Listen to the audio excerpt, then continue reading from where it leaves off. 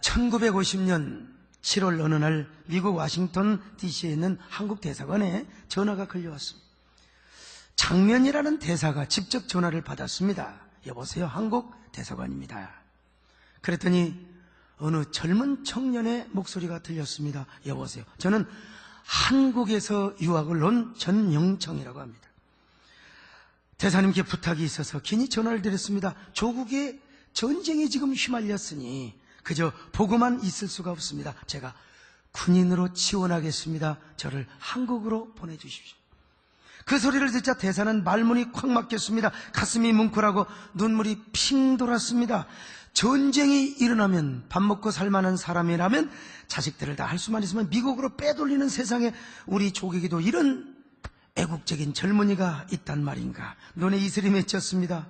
그래서 물어봤습니다. 미스터 전, 무슨 공부를 하고 있나요? 예, 저는 웨스턴 신학교에서 신학을 공부하고 있습니다. 대사도 예수 믿는 사람이었습니다. 그래서 눈물이 더 월칵 쏟아졌습니다.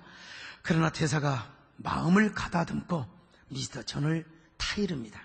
미스터 전, 우리 조국에는 무엇보다 군인이 필요한 때입니다. 그러나 군인도 필요하지만 당신같이 열심히 미국에서 공부해가지고 다시 조국에 가서 조국을 위해서 충성할 사람도 훗날 필요합니다.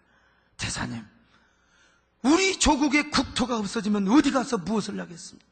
조국이 위기를 당할 때 저를 한국으로 갈 수 있도록 도와주십시오. 조금 더 기다려보세요. 지금 유엔에서 조국의 군대 파견을 결의했지 않습니까? 그 머지않아 전세가 회복될 것입니다. 지금은 군인과 무기도 중요하지만 중요한 건 미국 내에서 국제 여론입니다. 그러니 미스터 전이 미국에 남아서 미국이 한국을 더 많이 도와주도록 여론을 주도하는 것, 이것도 큰 사명입니다. 그러니 이 사명을 미스터 전은 감당해 주시기를 바랍니다. 그래서 미스터 전은 대사의 말대로 미국 내에 친한파가 더 많이 생겨나도록 나름대로 여론 조성에 헌신의 힘을 다했습니다. 그렇게 하다가 이듬해 전년창은 웨스턴 신학교 총장실을 방문합니다. 총장님, 이제 제가 한국에 갈 때가 되었습니다. 전쟁터에 가도록 저를 좀 도와주십시오. 이 사람아, 생명이 왔다 갔다 하는 위험한 곳에 뭐하러 가려고 해? 자네 처자식이 걱정되는가? 내가 유엔 사령관에게 부탁을 해서 자네 가족을 무사히 미국으로 데려오도록 해주지. 총장님, 고맙습니다. 그러나 가족 때문에 그런 것이 아닙니다. 제가 조국을 위해 일하려고 유학 왔는데 조국이 공산당이 무너져버리면 나는 어디 가서 무슨 일을 할 수 있겠습니까? 미스터 전은 눈물을 퉁퉁 떨어뜨리며 총장님 무릎 앞에 엎드려 애원을 합니다. 총장도 함께 울었어요. 내가 교수생활 수십 년 만에 자네 같은 제자를 둔 것도 이거 내 행복 중에 행복이고 축복 중에 축복이네. 내가 자네를 꼭 도와줄 거야. 그래서 총장은 긴급 교수회를 열어서 미스터 전에게 전례 없이 미리 졸업장을 줍니다. 그리고 환송식까지 해줍니다. 마침내 총장과 미스터 전은 뜨거운 눈물을 흘리며 깊은 이별에 포옹을 하였습니다. 이 소식이 온 학교에 퍼지고 할랜드 시가지까지 퍼졌습니다. 그래서 총장뿐만 아니라 미스터 전과 둘도 없이 친하게 학교를 지냈던 로버트 슐러, 훗날 미국의 가장 큰 교회 목사가 되죠. 이 로버트 슐러가 추산이 되어서 미스터 전을 후원하는 구제위원회가 조직이 되었습니다. 그래서 그가 귀국한 후에 컨테이너로 수십 트럭의 구호품, 의류, 약품, 식품 및 그리고 수만 벌의 현찰이 송금이 됩니다. 그 구호품으로 상처받은 민족의 가슴을 보듬어주며 전년청은 그 우리의 배고프고 그리고 이 가난한 우리 민족을 구제해 줬어요. 그리고 그 돈으로 부산에서 무료 천막병원을 설립해서 부상당한 군인과 그리고 우리 피난민을 치료해 주었습니다. 바로 그 병원이 부산 송도에 있는 그 유명한 보건병원이고 지금은 고신대 의료원으로 이렇게 바뀌게 되었습니다. 그는 훗날 경남 거창이라고 하는 시골로 가서 학교를 설립합니다. 그 학교가 바로 유명한 거창고등학교. 거창고등학교 이야기라는 책도 있습니다만은 이 거창고등학교를 통해서 얼마나 수많은 국가의 인물이 배출된 줄 아십니까? 만약에 제가 이 거창고등학교를 졸업했다면 지금 제가 여기서 목회하지 않습니다. 강남 서초동에서 목회할 겁니다. 여러분, 미스터 전이 바로 거창고등학교 그 유명한 교장을 평생 하셨던 전년창 교장 선생님이십니다. 그 한 사람의 애국에 이런 엄청난 결과를 낳았습니다. 그런데 그분이 왜 이렇게 이런 애국자가 된 줄 아십니까? 바로 그리스도인이었기 때문에 그렇다는 사실이에요. 과거의 모든 그리스도인은 무조건 애국하는 그리스도인이었습니다. 원래 우리 한국의 초대교회는 애국을 하는 종교였고 애족을 하는 종교였습니다. 그래서 예수 믿는 이러한 일과 또 나라를 살리는 일을 똑같이 했습니다. 한국 기독교는 나라 살리는 일과 교회 살리는 일을 똑같이 했어요. 예수 믿는 것이 애국하는 길이고 애국하는 길이 바로 예수 믿는 것이라고 생각을 했어요. 그런 기독교는 항상 그리스도의 복음만 전한 것이 아니라 복음 안에서 민족의 아픔과 함께하고 그 아픔을 보듬어 준 것이죠. 특별히 기독교는 민족의 가슴속에 역사의식을 일깨워주고 시대 정신을 이끌어갔습니다. 그래서 한국교회는 일제강점기에도 3.1운동을 주도했고 독립운동을 이끌어왔어요. 그래서 3.1운동은 기미 독립선언서가 민족 대표 33인의 이름으로 발표되었는데 그 중에 절반에 가까운 16명이 다 기독교인이었습니다. 그것도 목사, 장로, 전도사였습니다. 그 당시 우리나라의 기독교인이 2%도 안 됐습니다. 1몇 %였어요. 그런데 90%의 기독교인들이 만세 시위에 동참을 했어요.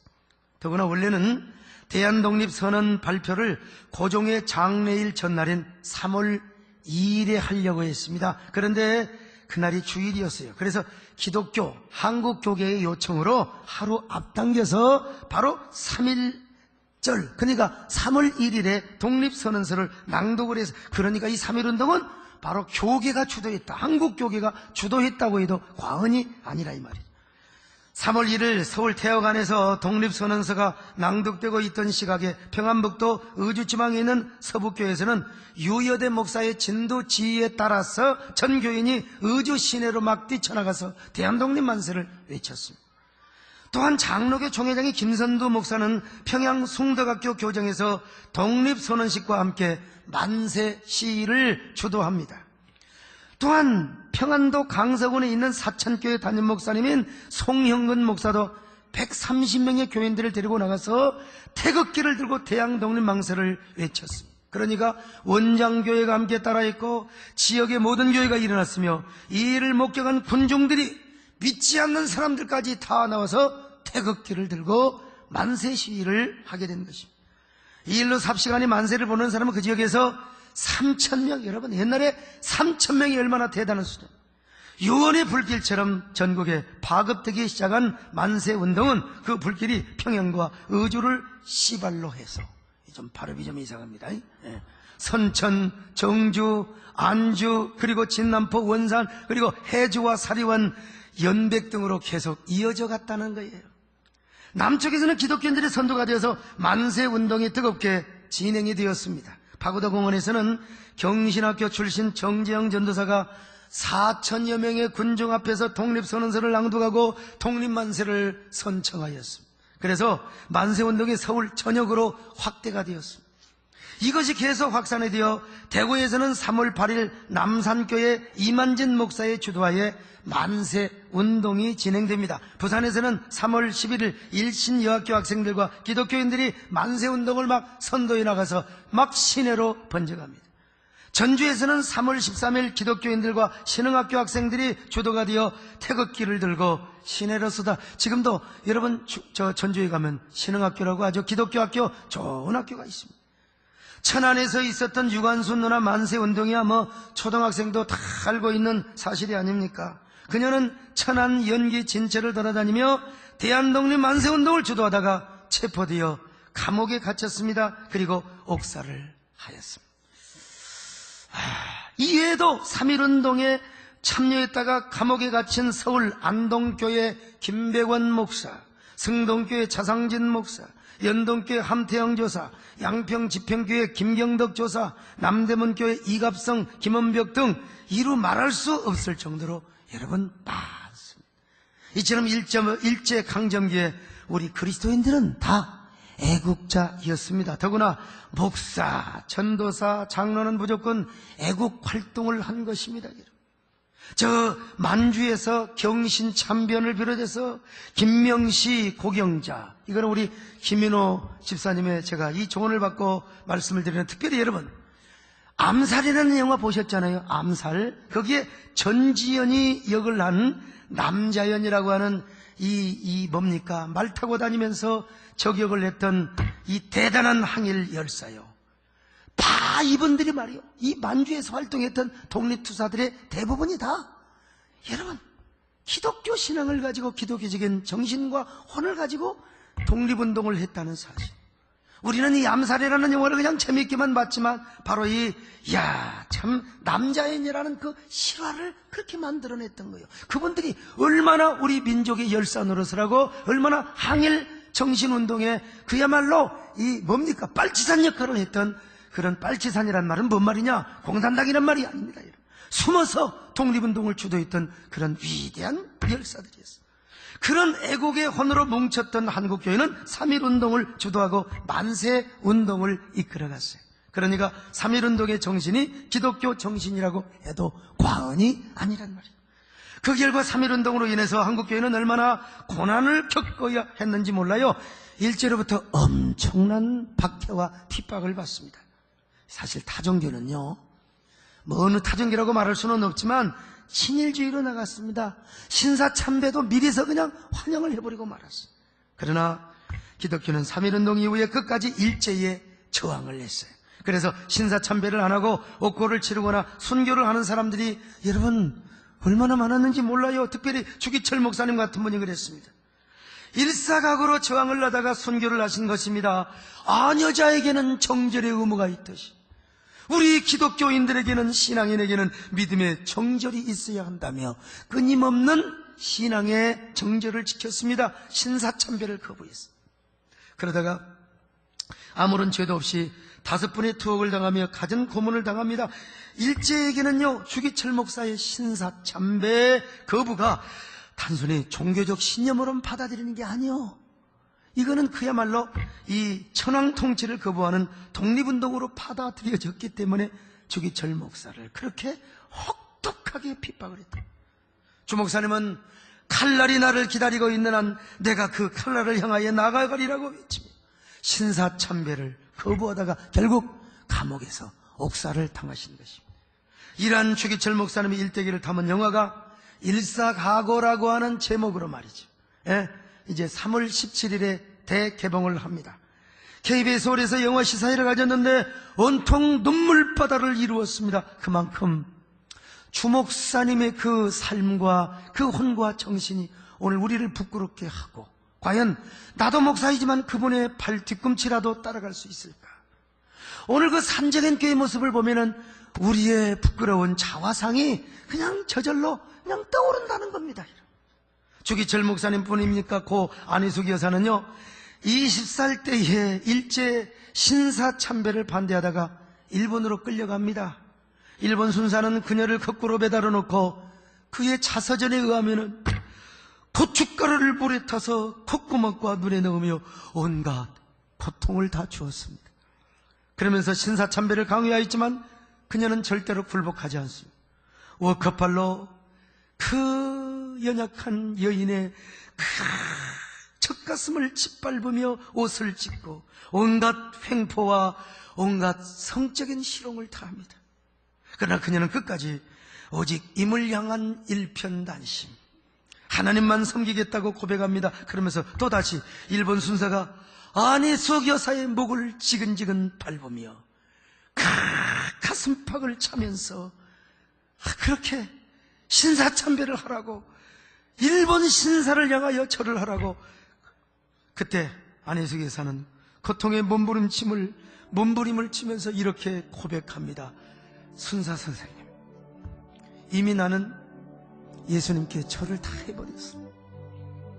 나는 내가 바쳐야 할 정조를 주님 앞에 다 드려버렸습니다. 그러니 나는 어느 누구에게도 절할 이러한 여분이 남아있지 않습니다. 이미 주님께 나의 정조를 드렸기 때문에 나는 일본 신사 앞에 바칠 정조가 없습니다. 그러면서 그녀는 주님 앞에 사무친 마음으로 훗날 그가 마음속으로 이런 노래를 불렀다고, 그리고 그가 실제로 이 노래를 작사하고 이 노래를 불렀습니다. 내일이 난 몰라 하루하루 불행이 내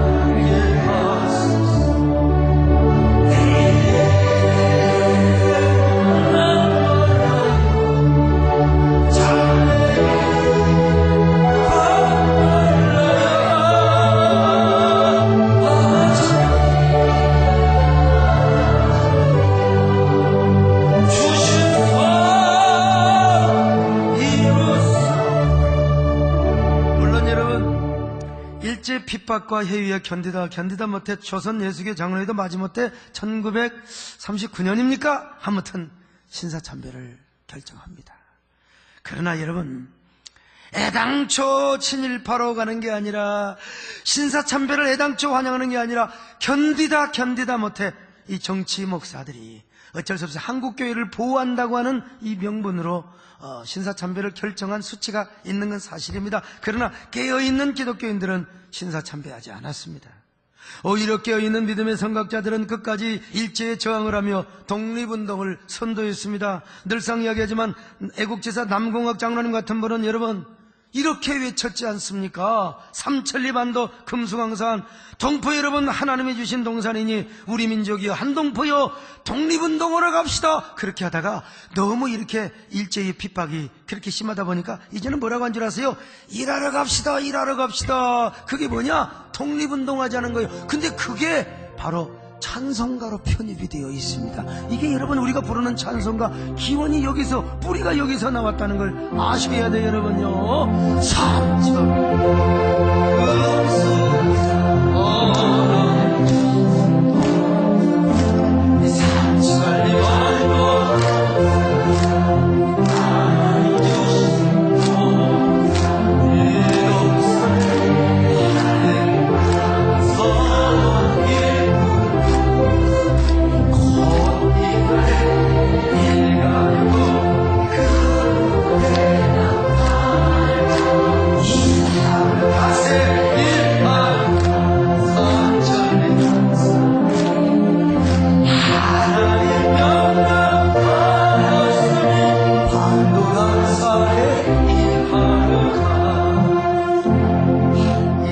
얼마나 사랑했더니 그 어르신은 죽으면서 자기를 무궁화나무 밑에다가 묻어달라고 했다는 거 아닙니까?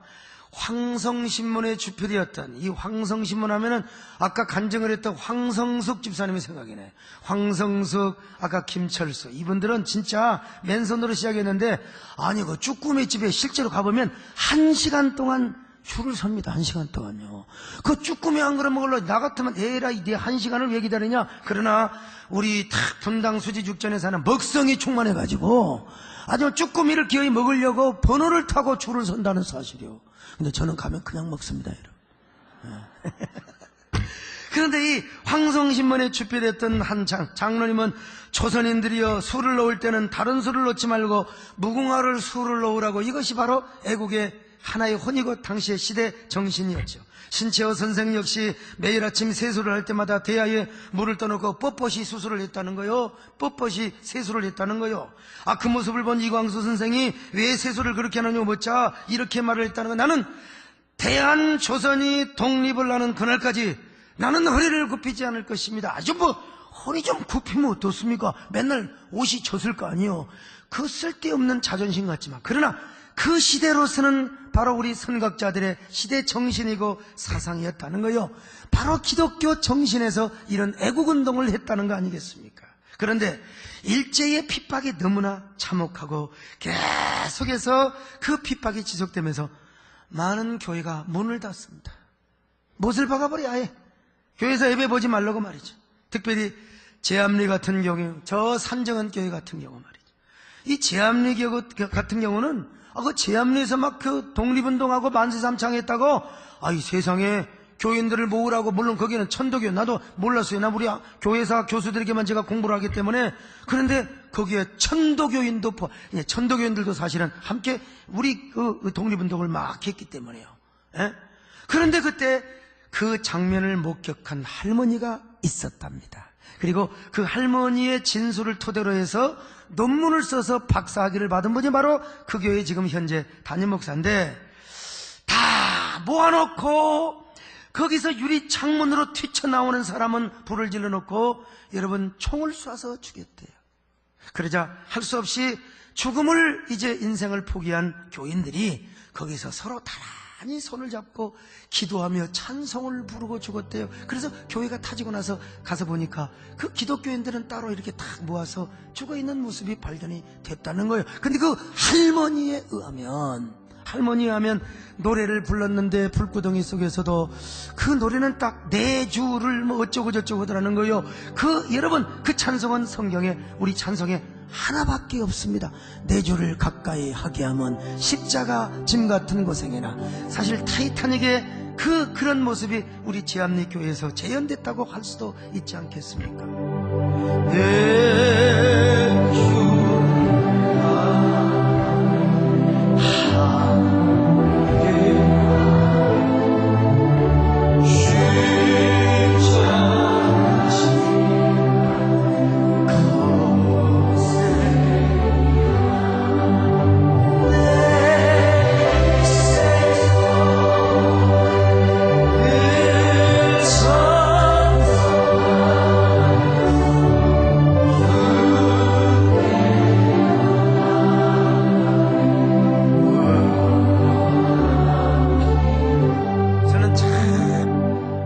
주 시대에 태어났는가. 저도 아마 제 기질상 분명히 일제시대에 태어났다면 아마 양쪽일 겁니다. 극단적인 친일파가 됐든지 아니면 독립투사가 되어서 저 해란강에 말 달리며 저 용정에서 말이요 만주에서 독립투사의 혼을 불태웠을 텐데, 그러면 이제 우리 집사람이 이혼하자고 도장 찍자고 했겠지. 개척교회 때 그런 소리 얼마나 많이 했는데 말이죠. 참 시대를 잘 타고 태어나서 마누라와 이혼도 안 하고 이렇게 살고 있는 거 얼마나 감사한지 알 수 있어요. 어쨌든 깨어있는 기독교인들은 끝까지 순교의 각오를 하며 저항을 했습니다. 그런 한국교회 시대 상과 정신을 잘 표현하며 일제의 그 칠흑 같은 암흑의 밤을 밝혔던 별빛 같은 시인이 있어요. 그가 바로 윤동주 시인입니다. 여러분은 최근에 개봉된 동주라는 영화를 보셨어요? 그 영화 좀 많이 보시길 바랍니다만은 윤동주와 송명규는 고향인 북간도 용정에서 함께 자라며 둘도 없는 친구가 됩니다. 그들이 다녔던 명동소학교는 독실한 기독교 신앙으로 세워진 학교였어요. 여러분, 제가 이래봬도 그냥 여행 안 다닙니다. 항상 저런 곳에 방문하며 내 나름대로 애국혼과 민족혼을 불태우는 사람. 그러니까 저를 우습게 보지 마시길 바랍니다. 윤동주의 할아버지와 아버지도 교회 장로였습니다. 그래서 마을 사람들도 야 학교가 우리 마을에 있어서 우리 아이들도 교육을 받고 이렇게 기독교 신앙으로 잘 자라게 되어서 얼마나 감사한가. 그 윤동주는요, 생가에서부터, 여러분, 저 윤동주 생가입니다. 저기서 기독교 신앙을 불태우며 애국혼을 불태웠습니다. 그런데 북한도에도 점점 공산주의 사상이 들어오면서 학교가 좌익 공산주의 학교로 변할 처지에 놓입니다. 그때 송몽규는 시대가 변했으니 학교도 변해야 된다. 그때 여러분 이 공산주의 길을 가자고 합니다. 그러나 윤동주는 송몽규에게 말합니다. 시대가 변해도 친구, 신앙이 변하는 건 아니야. 훗날 함께 연희 전문학교까지 가게 된 송몽규는 윤동주에게 말합니다. 너는 시를 써라. 총은 내가 들마. 송몽규는 총을 들고 윤동주는 시를 써요. 윤동주는 총을 들지 않았지만 잠 못 드는 밤하늘의 별을 헤아리며 한 손에 펜을 들고 고통받고 상처받은 조국을 십자가의 사랑으로 가슴에 품고 한 글자 한 글자 시를 써내려갑니다. 저도 시를 쓰지만 윤동주가 그 젊은 시절에 어떻게 이런 시를 쓸 수 있었을까? 제가 이래봬도 천상병 문학 대상을 받은 사람 아닙니까? 근데 이제는 윤동주 문학상을 받고 싶은 지금 욕심이 있다는 사실, 저와 함께 기도를 해주시기 바랍니다. 근데 시를 더 잘 써야 돼요. 아무튼. 근데 이 영화에서 한 가지 아쉬운 것이 윤동주 시인의 기독교 신앙과 시대와 역사를 바라보는 직관력이 가장 빛나는 십자가라는 시를 소개하지 않았어요. 제가 시나리오를 썼으면 반드시 이 시를 썼을 텐데, 이거 좀 영화 시나리오 대본가가 저하고 좀 의논했으면 내가 이거 넣으라고 했을 텐데. 십자가라는 시를 보세요. 쫓아오던 햇빛인데 지금 교회당 꼭대기 십자가에 걸렸습니다. 첨탑이 저렇게 높은데 어떻게 올라갈 수 있을까요? 종소리도 들려오지 않는데 휘파람이나 불며 서성거리다가 괴로웠던 사나이. 행복한 예수 그리스도에게처럼 십자가가 허락된다면 모가지를 들이우고 꽃처럼 피어나는 피를 어두워가는 하늘 밑에 조용히 흘리겠습니다. 여러분, 이 시를 1941년에 썼습니다. 이때는 일제의 압제가 최악으로 치닫던 때입니다. 그는 서두에서 시를 이렇게 시작해요. 쫓아오던 햇빛인데 지금 교회당 꼭대기 십자가에 걸렸다고 말입니다. 무슨 말이냐? 해방의 꿈과 길은 오직 저 십자가, 곧 기독교에만 있다는 것입니다. 한국교회 안에 민족의 해방의 소망이 있고 광복의 접경이 바로 교회 십자가에 있다는 겁니다. 윤동주 시인은요, 해방과 독립의 꿈을 십자가로 상징을 냈습니다. 십자가가 무엇입니까? 고난과 그리고 희생의 상징이 아닙니까? 그러니까 조국의 독립은 아직도 우리 민족의 더 많은 피와 더 많은 희생의 대가를 지불해야 된다는 거예요. 특별히 그 고난을 누가 당해야 되느냐? 한국교회가 당해야 한다는 거예요. 계속해서 한국교회가 민족의 십자가를 지고 가야 한다는 것입니다. 그 고난은 영광인데 양다리를 걸치는 사람에게는 절대로 주어지지 않는다. 그런데 십자가의 고난도 하나님이 허락해 줘야 된다는 것입니다. 그런데 자신에게 그 영광을 하나님이 허락해 주신다면 행복한 예수처럼 십자가 앞에 자신의 피를 아낌없이 모가지까지 하나님께 십자가에 드리겠다고 고백을 하고 있는 겁니다, 여러분. 아니, 자신뿐만 아니라 한국교회도 고난의 십자가를 져야 한다. 그럴 때 여러분, 그 고난의 십자가를 더 지고 피를 흘릴 때 조국의 광복은 오게 될 것이라는 거요. 여러분, 이런 시를 그냥 쫙 해석할 수 있는 사람, 시인 목사가 가능한 거 아닙니까, 여러분? 아멘을 안 하는 사람들은 지금 저 일본에서 온 사람들은. 결국 윤동주 시인도 후쿠오카 형무소에서 생체 실험 주사를 맞고 안타까운 죽음을 맞게 됩니다. 그러나 그는 우리 민족의 가슴에 영원히 지지 않는 밤하늘의 별이 되어 오늘 또 우리 가슴에 빛나고 있지 않습니까? 그 윤동주의 서시라는 시 얼마나 아름다워요. 하늘을 우러러 한 점 부끄러움이 없는. 이처럼 과거의 그리스도인들은 거의가 다 애국자였습니다. 구약 성경을 봐도 여러분 그렇지 않습니까?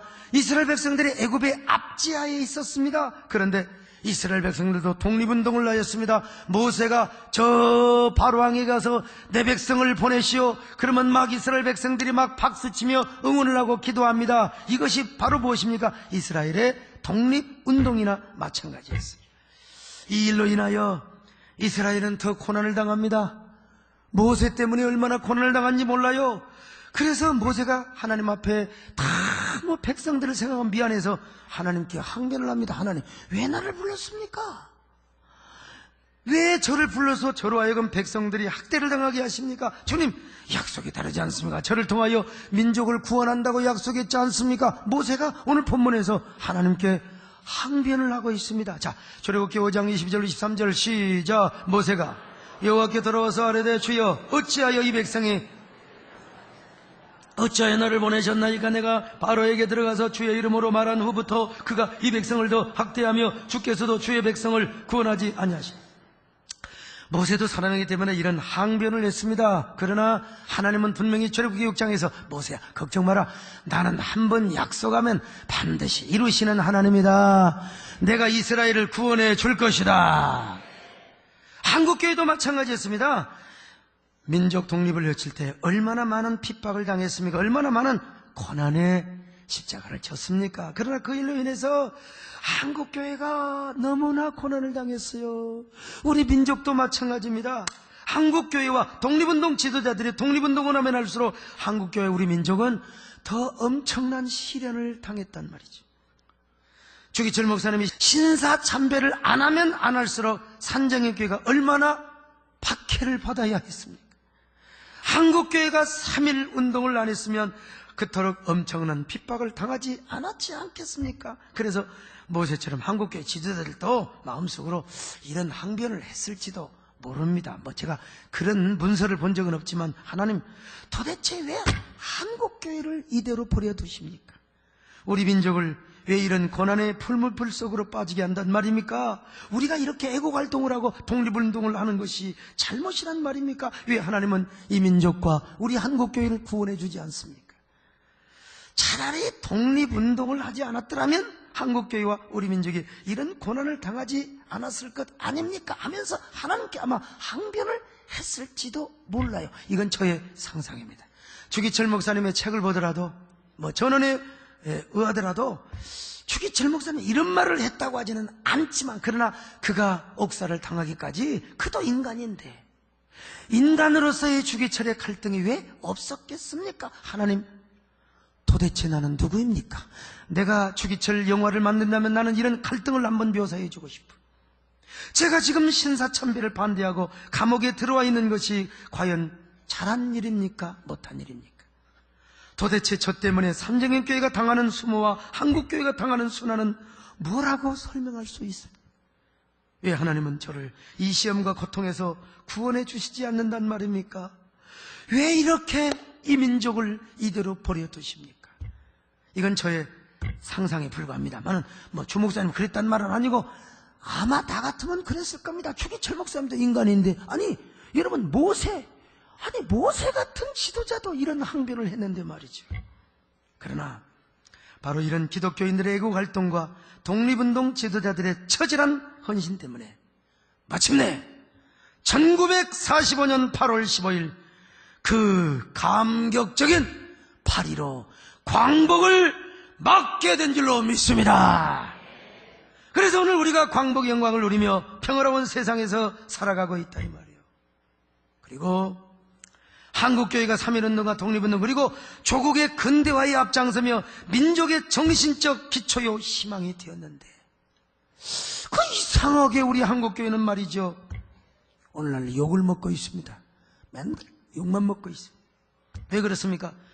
우리가 잘못하면 욕 먹을 수 있죠. 우리가 잘못하고 우리가 부족한 부분이 있어요. 한국교회가 근대화 산업화의 이 정신적 영적 진원이 되었던 건 분명해. 근데 우리도 어찌하다 보니까 교회가 커지면서 속도주의, 물량주의, 그리고 세속주의, 자본주의에 편성을 한 게 사실이에요. 나도 그런 때에 안 묻으려고 애를 많이 씁니다만은 아마 저도 개척교회 때와는 좀 다른 모습일 수 있지 않습니까? 그래서 우리가 욕먹을 구실을 준 것도 사실입니다. 그러나 그보다 더 중요한 게 뭐냐? 안티크리스찬들의 소모적인 공격 때문에 그런 경우가 많습니다. 이 시대에 최고의 문사이신 그리고 지성인이신 이어령 선생님은 우리 사회가 1등을 죽이는 사회라고. 한국 사회는요, 천리마에게 천리를 뛰게 하기는커녕 천리마에게 짐을 지우고 그 무게에 짓눌려 죽이는 사회라고 글을 쓴 적이 있습니다. 1등이 될 때까지는 막 띄우는데 1등을 만들어 놓고 막 죽이는 사회, 이거 별로 좋은 사회가 아닙니다. 바로 한국교회가 욕먹는 이유도 선한 영향을 미치는 1등을 죽이는 사회 분위기와 무관하지 않습니다. 그래서 저는 여러분 1등이 안 되려고 얼마나 지금 노력하는지 모릅니다. 근데 만나는 사람마다 이 사람아 이미 자네는 1등이 돼버렸어 그러잖아요. 아니요, 나는 5등 안에만 들랍니다. 한국교회가 부흥하고 잘나가고 사회 전반에 영향력을 끼치니까 여러분 좋지 않는 시대 정신이 그렇게, 여러분 교회가 빠그라지고 착살나면 여러분 이 우리 민족의 사회에 이 선순환이 이루어져야 되는데 끊임없는 악순환이 이루어지게 되어 있는 것입니다. 그러니까 우리가 이럴수록 우리 한국교회가 도덕적 재무장을 해야 되고 그리고 윤리적 재무장을 하면서 여전히 시대의 정신과 사상을 이끌어가야 될 줄로 믿습니다. 그러기 위해서 여러분 3.1운동의 정신을 고양해야 됩니다. 바로 그것이 애국이라고 믿습니다. 그러므로 그 정신을 회복하여 우리가 이 시대의 위대한 애국인이 되어야 됩니다. 과거의 그리스도인들은 무조건 애국자였습니다. 그렇다면 오늘 우리 현대 그리스도인도 애국인이 되어야 되지 않겠습니까? 여러분 다 민족을 사랑하시기를 바랍니다. 나라를 사랑하시기를 바랍니다. 우리가 호불호를 국제 지금 모든 정세 우리 뭡니까? 우리 한반도 현실을 호불호를 우리가 따지지 말고 지금은 국민이 대통합하고 한마음이 되어서 여러분 우리가 국가 안보와 그리고 사회를 지키고 우리 민족이 하나 되어서 아름다운 우리 대한민국 선진 대한민국을 이루어 나가는데 우리 한국교회 그리고 여러분 우리 모두가 앞장서야 될 줄로 믿습니다. 지금 대한민국은 위기 가운데 봉착해 있습니다.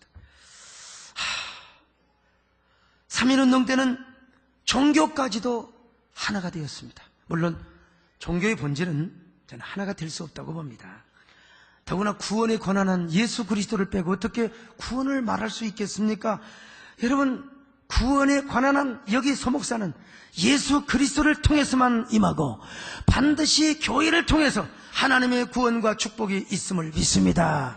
이 본질에 관한은 저는 양보할 수가 없어. 그러나 민족을 살리고 나라를 살리고 우리가 전쟁을 막고 전염병을 막고 기근을 막는 데 있어서는 여러분 종교도 서로 힘을 합쳐서 하나를 이루어야 됩니다. 여러분 의심하지 마세요. 3.1운동 때는 기독교가 그런 주도적 역할을 했어요. 저는 기본적으로 예수 그리스도를 통해서 구원을 받는다고 확신하며 가르치는 목사입니다. 그러니까 교리와 본질이 하나 될 수는 없어요. 어떻게 예수 없이 종교가 하나 될 수 있겠습니까? 그러나 다시 말합니다. 나라를 살리고 전쟁을 막고 그리고 민족을 섬기는 데 있어서는 종교도 힘을 합쳐야 될 때가 있다 이 말이에요. 이것이 바로 애국입니다. 할렐루야. 우리 목사님은 잡탕주의냐 천만의 말씀이요. 저 같은 교리의 꼴통이 없어요. 그러나 저는 유연성이 있는 사람이에요. 어차피 종교도 민족을 섬기고 시대와 사상 정신의 역할을 해야 돼요. 당연히 구원을 주는 종교가 돼야 되지만 그래서 모든 우리 그리스도인들이 이런 애국자가 되고 우리 한국교회 이런 여러분들이 이런 선구자가 될 수 있기를 바랍니다. 우리 모두 여러분 다 애국자 되시기를 주의 이름으로 축원합니다. 하나님 고맙습니다. 우리 아버지 오늘도 이렇게 저희들 감사합니다. 우리 3.1운동의 정신을 기독교적으로 다시 재해석해서 우리가 선도해 나가는 귀한 저희들 되게 하여 주시옵소서. 예수님의 이름으로 기도드립나이다. 아멘.